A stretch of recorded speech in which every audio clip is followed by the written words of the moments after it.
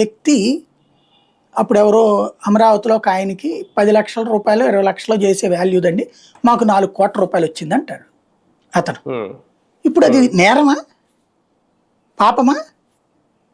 కాదు కదా, లీగలైజ్డ్, దానికి 30% పన్ను కట్టి ఉంటాడు. అట్లాగే వీళ్ళ వ్యాపారానికి రిజిస్ట్రేషన్ ఉండాలి, పరిశ్రమకి రిజిస్ట్రేషన్ ఉండాలి. నీ దాంట్లో సరుకేంటో లెక్క చూపెట్టాలి, ముడి సరుకేంటో లెక్క చూపెట్టాలి, దాంట్లోకి వచ్చిన పెట్టుబడి ఎక్కడి నుంచినో లెక్క చూపెట్టాలి, ఆ పెట్టుబడికి సంబంధించినటువంటి దాని మీద వచ్చిన లాభానికి లెక్క చూపెట్టాలి, నష్టమైనా లెక్క చూపెట్టాలి. ఇవన్నీ నడిచినప్పుడు ఇంకెక్కడ తేడా ఉన్నట్టు? ఇప్పుడు చూపెట్టాల్సింది ఏంటి?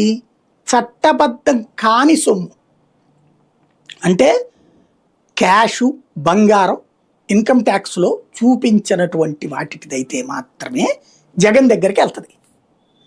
లేదా ఇప్పుడు ఈ సదరు సంస్థలు కేసిరెడ్డిదో శ్రీధర్ రెడ్డిదో లేకపోతే ఇంకోటి ఉన్నాయి కదా, ఈ సంస్థలు జగన్కి సంబంధించినటువంటి సంస్థలో పెట్టుబడి పెడితేనన్నా లెక్క తేలాలి.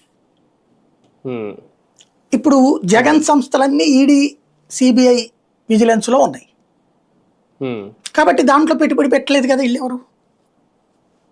పెడితే వాళ్ళ నోటీస్కి ఆల్రెడీ వెళ్ళిపోయి ఉండేది కదా.